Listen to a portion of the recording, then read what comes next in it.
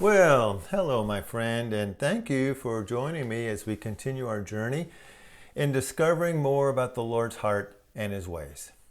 So, I've been getting a lot of questions from our churches and pastors about when shall we open up. We're listening to all of these different announcements coming from different layers of governing officials, and some restaurants are doing this and that, some businesses are doing this and that, other churches are doing this and that. What should we do? Well, here's the thing. In this time of uncertainty and in this time of layered reopenings, I think the best analogy I've heard is that it's going to be a checkerboard reopening. That one business next to another, one church next to another, it's just going to be a checkered board response of who's doing what and when and how and at what pace.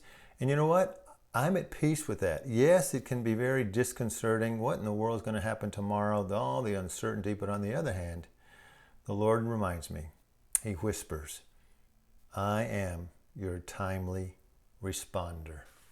And we see that throughout the scriptures. In fact, one of the greatest illustrations of that is the way Jesus healed. If you did a study, if you just listed all the different ways Jesus healed, it is so different. Sometimes He speaks and it's done. Sometimes He shows up and lays hands on people and it's done. Other times He just says, well, no, okay, if that's what's happening, Mr. Centurion and your servant, and the servant said, hey, just say the word and it'll be done. You don't have to come. And probably, great, all right, we'll do it that way. I love the one in Mark 8 where he spits and he puts this spit on a guy's eyes to heal him, and he says, can you see anything? And the guy says, well, I see movement, people like trees, moving around and stuff. Let's do it again, Jesus said. And he does it again, and then the guy sees clearly. Well, I love the progression there. But all the healings are so different, and that's why you can't formalize it. But here's the deal.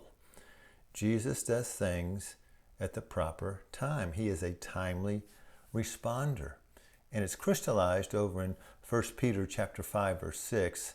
And this particular passage that says, hey, humble yourselves under the mighty hand of God, that He might exalt you or raise you up, or support you, or encourage you, or save you, or heal you at the proper time. Oh, I take great comfort in that, my friend.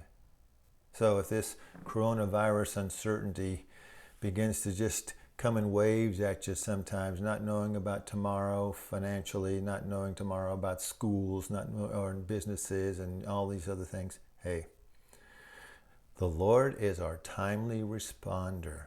Humble yourself under the mighty hand of God. Walk with Him, talk with Him, and He will take care of you, and He will unfold things at the proper time.